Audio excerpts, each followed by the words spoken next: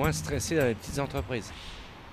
L'ambiance est peut-être meilleure déjà, une ambiance meilleure, et puis certainement plus de convivialité, enfin plus de contact. Je travaille dans une entreprise relativement petite, avec un manager très cool, donc ça se passe très bien. Mon père, par exemple, travaille dans une grosse entreprise, il est archi stressé. Dans les grandes entreprises, c'est vraiment chacun pour soi, quoi. Le salarié va être considéré un peu comme un objet et va être noyé au milieu de la masse. Moi, je travaille pour une petite entreprise et je trouve qu'il y a quand même pas mal de stress en ce moment vis-à-vis de la situation actuelle.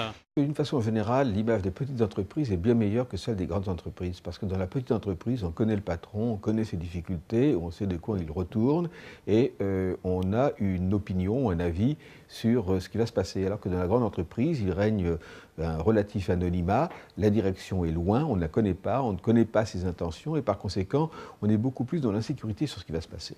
D'autre part, dans la grande entreprise, beaucoup de gens ont le sentiment de ne pas être reconnus pour ce qu'ils font, que le patron ne s'intéresse pas à leur travail. Ça aussi, c'est un facteur de stress que de ne pas être reconnu.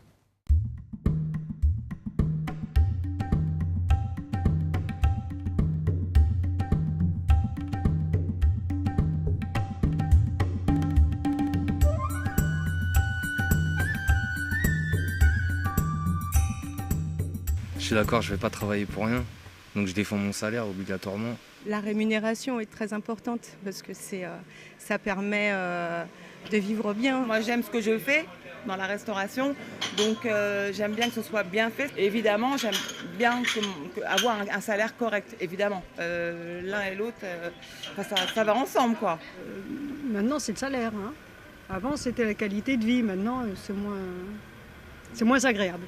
On va au travail parce qu'il faut gagner sa vie. De toute manière, à la base, oui. C'est le salaire qui prime avant. Il y a beaucoup de gens qui n'aiment pas ce qu'ils font, mais ils restent là pour le salaire. Si les gens travaillent, c'est parce qu'ils ont d'abord besoin d'une rémunération. Et nous sommes actuellement en période de crise, il ne faut pas se le cacher. Par conséquent, il y a ceux qui craignent de perdre leur emploi, pour lesquels leur rémunération est évidemment particulièrement importante. Et puis il y a ceux qui ont du mal à boucler leur fin de mois.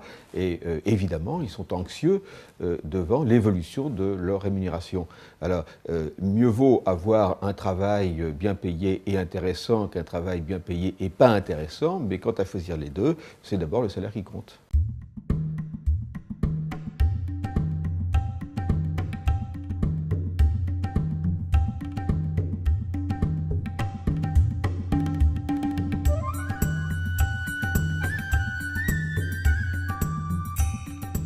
Ils ne sont pas contents quand ils travaillent, mais quand ils perdent leur travail, tout d'un coup, ils réalisent à quel point ils ont été heureux pendant ces années de travail. L'herbe est toujours plus verte ailleurs. Quand on est en poste, on s'imagine toujours que si on changeait, on aurait une entreprise avec plus de possibilités d'évolution, une meilleure ambiance, une meilleure rémunération. Et quand on se retrouve au chômage, on se rend compte que finalement, on aurait peut-être mieux fait d'apprécier ce qu'on avait et que ce n'est pas si évident de trouver un nouveau poste qui correspond à tout ça.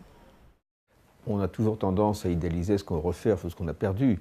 Et le paradoxe en France, c'est que les gens sont attachés à leur travail, à leur emploi, et en même temps, ils sont critiques, bien souvent, à l'égard de l'entreprise qui les emploie. Alors, quand on n'a pas d'emploi, on cherche un travail et on tend à l'idéaliser, alors que lorsque l'on travaille effectivement dans une entreprise, eh bien tout naturellement on a tendance à la critiquer.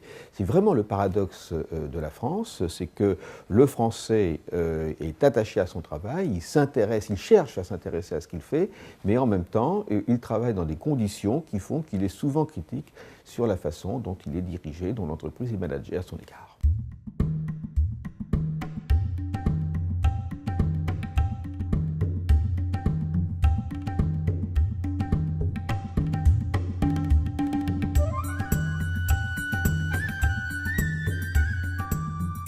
On voit toute la hiérarchie qui est au-dessus. Quand on est cadre, on est censé être plus autonome aussi. J'ai l'impression qu'il y a moins de marge de manœuvre pour un ouvrier qui est tenu à ses outils, qui est tenu à un rendement. Le salaire est bas et en plus de ça, il travaille dur, c'est connu. Je pense que c'est plus le côté rémunératif qui crée le stress, quoi.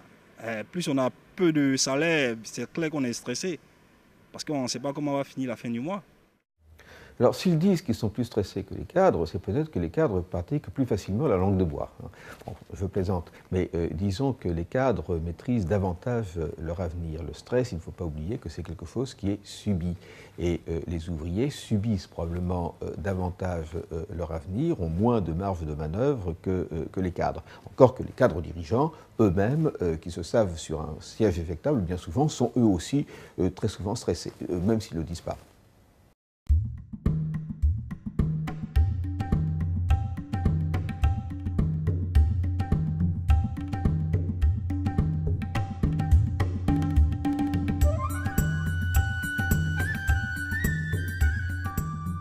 Production à fond.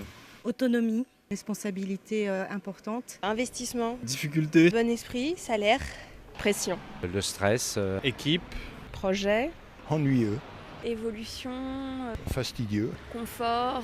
Plaisir à bosser. Disponibilité. Compétition. Grosse charge de travail.